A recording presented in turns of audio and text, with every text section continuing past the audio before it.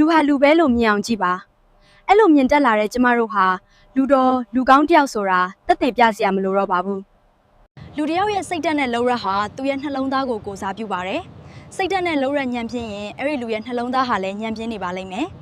လူတချို့ကိုကြည့်ပါပတ်စံမချမ်းသာပါပညာတတ်မဟုတ်ပါရုပ်ရည်ချောမောလှပခြင်းမရှိပါသို့တော်သူတို့မှာကုညီရိုင်းပင်းတတ်တဲ့စိတ်ကိုချင်းစာတတ်တဲ့စိတ်ကျင်နာတတ်တဲ့စိတ်မျှတလိုတဲ့စိတ်ရှိကြပါတယ်တနာကျင်နာတတ်တဲ့ပေကန်းစွန့်ကြဲတတ်တဲ့လက်တဆုံရှိတယ်အများကောင်းကျိုးကိုလည်းလိုလားတတ်ကြပါသေးတယ်ထိုလူမျိုးတွေဟာနှလုံးသားလှပမှုကိုပိုင်ဆိုင်ထားသူများပဲဖြစ်ပါတယ်လူတယောက်နှလုံးသားလှပလာရင်ဆင်းရဲတာချမ်းသာတာအောင်မြင်တာကြဆုံးတာရုပ်ချောတာရုပ်ဆိုးတာပညာတတ်တာပညာမတတ်တာအထင်သေးတာဘဝင်မြင့်တာမတူတာမတန်တာတွေကိုမမြင်တော့ပဲလူဟာလူပဲဆိုတဲ့အသည့်သူ့နှလုံးသားမှာကိန်းအောင်သွားတော့တာပါပဲ